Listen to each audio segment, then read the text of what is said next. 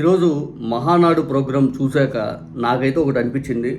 చంద్రబాబు నాయుడు గారు ఇక ఎప్పటికీ ప్రజల ముందు నేను ఇది చేశాను అని చెప్పి విత్ ప్రూఫ్లతో సహా డేటాతో సహా తీసుకొచ్చి చెప్తారు అనుకున్న ఆలోచన అది ఎప్పటికీ జరగదు. చంద్రబాబు నాయుడు గారు, నారా లోకేష్ గారు, తెలుగుదేశం పార్టీ వాళ్ళు ఊరక మాత్రం నోటికి ఎంత లెక్క వస్తే అంత చెప్తారు తప్పితే పూర్తి స్థాయి ఇదిగో ఇంత జరిగింది, ఇది చేశాను, ఇది సోర్స్ విత్ డేటా అనేది ఎక్కడ ఆ ప్రస్తావనే రాల.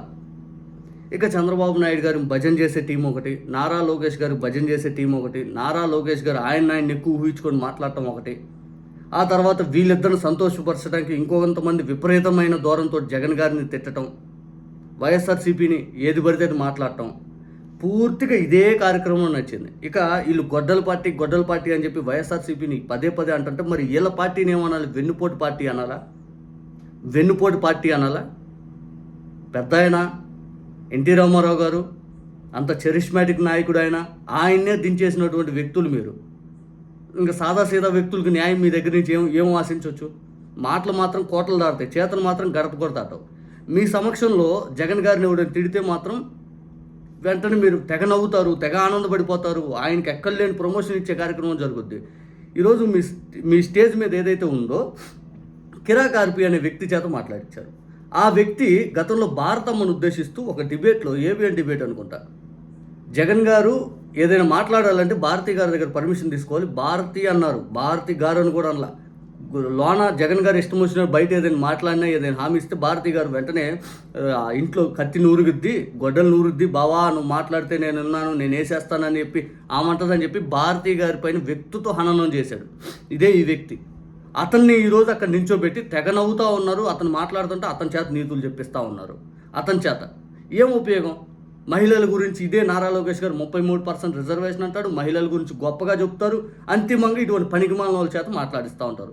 చంద్రబాబు నాయుడు గారు మహిళల గురించి గొప్పగా చెప్తారు, మహిళలు అట్టుండాలా, 1,00,000 మందికి ఏదైతే ఎంఎస్సిఎంఈ స్కీమ్ కింద మేము పారిశ్రామికవేత్తలు చేసేసాము, ఎంత చేసాము అంత చేసామని చెబుతారు.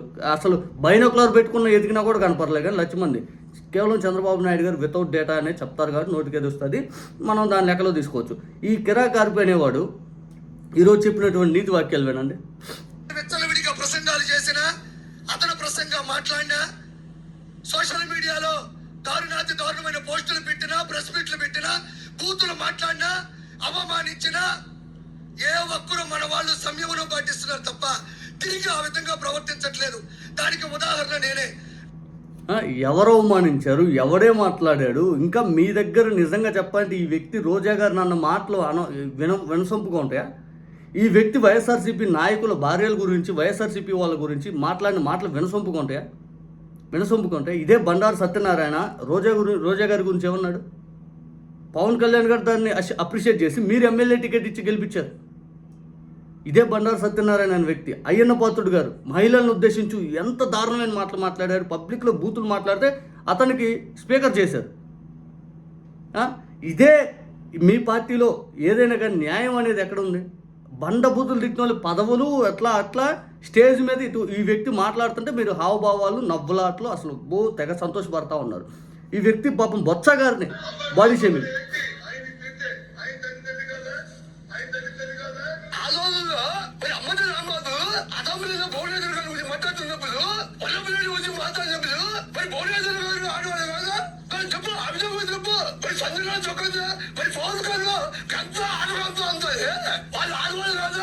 ముఖ్యమంత్రి నారా చంద్రబాబు పెట్టుకుని కాలువని బయటకు వచ్చి లంకారంలో సంపాదించారు. చూసి మరి పౌరేశ్వర్ గారు, వాళ్ళ అమ్మగారు, వాళ్ళ ఆడవాళ్ళు కాదు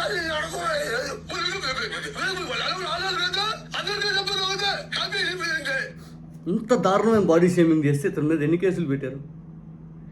ఇదే టీడీపీ ఎమ్మెల్యే, అనంతపురం చెందినటువంటి ఎమ్మెల్యే జూనియర్ ఎన్టీఆర్ గారు తల్లిని అమ్మ నా బూతులు తిడితే వినసొంపుగా ఉన్నాయా మీకు? మీ పార్టీ వ్యక్తి ఆయన, మీ పార్టీ వ్యక్తి ఎన్టీ రామారావు గారి మనవడు, ఎన్టీ రామారావు గారి కోడలను అమ్మ నా బూతులు తిట్టాడు. మీకు వినసొంపుకొనే మళ్ళీ ఇటువంటి వ్యక్తి చేత నీతులు ఆహా ఓహో అని చెప్పిస్తూ ఉంటారు. అట్టుండాలా ఇట్టుండాలా ఇదని. మీ నాయకులు ఎంతమంది తిడుతున్నారు రోజు చూస్తున్నాం. ఆ డిబేట్లు పెట్టేసి చెత్త వాగుడంతా వాగిస్తూ ఉన్నారు. అయినా కూడా మీకు అంత వినసొంపుగా ఉన్నాయి. ఇతను చెప్తుంటే మీరు తెగ సంతోషపడతా ఉన్నారు, ఆశ్చర్యం కలుగుతూ ఉంది. ఇతను మాట్లాడే మాటలు మీకు అంత సంతోషంగా అంత ఆనందంగా ఉన్నాయా? ఇంత మహానాడు అనే ప్రోగ్రాం పెట్టుకొని మిమ్మల్ని మీరు లేపుకోవడం తప్పులేదు, అది మీ ప్రోగ్రాం, మీ సొంత ప్రోగ్రాం కాబట్టి. కానీ ఆ లేపుకునే ప్రక్రియలో ప్రజలకు ఏం చేసామని చెప్పి మాటపూర్వకం కంటే కూడా డేటా అనేది తీసుకొచ్చి సోర్స్ ఇదిగో మేము ఇంత చేసాము, ఇదిగో ఇదే ఆధారం అని చెప్పి చెప్పలేకపోతున్నారు. సంక్షేమ పథకాల గురించి డిబేట్ అంటున్నారే, మీరు డిబేట్ వస్తే కనీసం ఫస్ట్ అడుగులను మీరు ఫెయిల్ అయిపోతారు. మెడికల్ కాలేజీలు కట్టేది లేదు, కొత్త స్కూళ్ళు కట్టేది లేదు, విద్యా వ్యవస్థను నాశనం చేశారు, హెల్త్ డిపార్ట్మెంట్ నాశనం చేశారు, ఐటీ కంపెనీల పేరిట శంకుస్థాపన చేస్తాం, అది చేస్తాం, అన్ని కోట్లు వచ్చి ఇన్ని కోట్లు వచ్చినాయి అంటారు. అవి మొత్తం ముందుకు అడిగేసింది లేదు. ఎప్పుడో 2 ఏళ్ళు అయింది మీరు టాటా వాళ్ళు వస్తారు అది ఇది అని చెప్పి టీసీఎస్ వాళ్ళు, ఇప్పుడు 2 ఏళ్ళు అయింది. కనీసం అడుగన్నా పడిందా? ఎందుకు ఈ మాటలు? ఎవరిని మభ్యపెట్టడానికి? లేస్తే 1,00,000 కోట్లు పెట్టుబడి వస్తే మన దగ్గర 25,000 కోట్లు వస్తాయి దేశంలో అన్నట్టు చెప్తారు. ఏది మీరు గతంలో చెప్పారుగా, దేశంలో 100 ఫోన్లు తయారైతే 250 ఫోన్లు మన ఆంధ్రానికి తయారవుతాయని గతంలో ఇదే మహానాడు అనుకుంటా చెప్పింది. ఇదే మహానాడు వేదికగా చెప్పారు అనుకుంటా గతంలో ఇటువంటి మహానాడు వేదికలు. ఈరోజు సిలికాన్ అనే కంపెనీ ఎక్కడుంది? ఇదే ఆంధ్రా నుంచి తయారవుతుందా? జగన్ గారు తీసుకొచ్చిన కంపెనీలకి మీ బ్రాండ్ వేసుకొని చేసుకుంటున్నారు తప్పితే ఇళ్ల స్థలాలు ఇవ్వలేదు, 3 సెంట్లు ఇస్తా ఉన్నారు, ఇల్లులు కట్టింది లేదు, రైతులకు గిట్టుబాటు ధర కల్పించింది లేదు, సంక్షేమ పథకాలు అమలు లేదు, మహిళలకు డ్వాక్రా మహిళలకి ఏదైతే వడ్డీలు ఎంత ఇష్టానుసార రీతిలో పెరుగుతున్నా పట్టించుకుంది లేదు, 0 వడ్డీ కోసేశారు. అసలు లోన్స్ అనే గతంలో ఇన్ని లక్షల కోట్లు అయితే ఇప్పుడు ఎంత తగ్గిందో చూసుకోండి. మహిళలు సగం మంది డ్వాక్రా డబ్బులు తీసుకోవడానికి కూడా ఇష్టపడట్లా. ఇదంతా కేవలం మీ ప్రభుత్వంలో జరుగుతూ ఉంది. ఇంత నాశనం చేసినా కూడా మేము 1,00,000 మందికి పారిశ్రామికవేత్తలు చేసాం. ఏది ఆ బైనాకులర్లు ఇవన్నీ ఇవ్వండి, మేము వెతుక్కుంటాం. వాళ్ళ డేటా, వాళ్ళ పేర్లు ఇవ్వండి, వాళ్ళ పేర్లు, వాళ్ళు ఇదిగో ఇది మేము ప్రెస్కి ఇస్తున్నాము, ఇదిగో మీరు అందరూ చూడండి అని ఇవ్వండి. 10 లక్షలు నిరుద్యోగులకు అంటారు, నిరుద్యోగ భృతి అంటారు, 1,500 ఆడవాళ్ళకి అంటారు, అది అంటారు, ఇది అంటారు. అబ్బో ఇంకా మీ హామీలేం కోటలు దాటిపోయినాయి.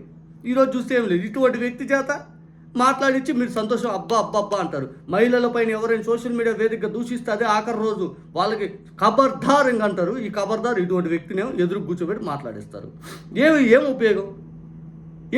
నిజంగా చంద్రబాబు నాయుడు గారు మీరు ప్రభుత్వం ఇంత దారుణంగా దిగజారదు అనుకున్న ప్రతిసారి దిగజారుతానే ఉంటుంది. మీ విధానాలు చూస్తుంటే ఆశ్చర్యం కలుగుతూ ఉంటుంది. ఏంటబ్బా చంద్రబాబు నాయుడు గారు ఏంటి అసలు ఆయన చెప్పే నీతి వాక్యాలకి ఆయన చేసే పనులు ఏముంటుందా అనిపిస్తుంది నిజంగా. ఏదైనా కానీ ఇప్పుడు నారా లోకేష్ గారిని ప్రమోట్ చేసుకోవాలనుకుంటే మీ పార్టీలో చేసుకోవచ్చు. కానీ ఇటువంటి మీరు విక్టిమ్ కార్డ్ ప్లే చేసుకుంటూ పదే అవతల మేము మీరే తిడతా, సైకో అంటారు, గొడ్డల పార్టీ అంటారు, తల్లి చెల్లి అంటారు. అసలు ప్రజలకి ఏదైనా చేసామని చెప్పండి అయ్యా అంటేనే ఎంతసేపు తల్లి చెల్లి, ఎంతసేపు గొడ్డలి, ఎంతసేపు సైకో. జనాలు ఇందుక మీకు ఓట్లేసింది, ఇందుక మిమ్మల్ని గెలిపించింది. ఈ నీతులు వినటానికా? ఏం చేస్తారయ్యా అంటే ఈ వినటానికి అనేది విరక్తి పుడుతుంది. ప్రభుత్వ ఉద్యోగులు అల్లాడిపోతూ ఉన్నారు. మేము ఆనాడు పెద్ద ఎత్తున ఉద్యమం చేసాం, ఈయనేదో చేస్తాడు, ఈయనేదో మాకు అంతా తెగ ఇచ్చేస్తాడు అనుకున్నాం. ఈరోజు కనీసం మాకు పట్టించుకునేది లేదు, మీటింగులు పెట్టింది లేదు, పిఆర్సీ కమిషన్ చైర్మన్ లేదు, అసలు ఏమి చేయట్లేదు అని చెప్పి ఉద్యోగులందరూ అల్లాడిపోతూ ఉన్నారు. ఒక అడుగు కాదు కనీసం 10 అడుగులు వెనక్కి పంపించాడు మమ్మల్ని ముందుకు వానీయకుండా అని చెప్పి వాళ్ళందరూ బాధపడుతుంటే ఒక్కరు కూడా మీకు పట్టట్లా. డబ్బా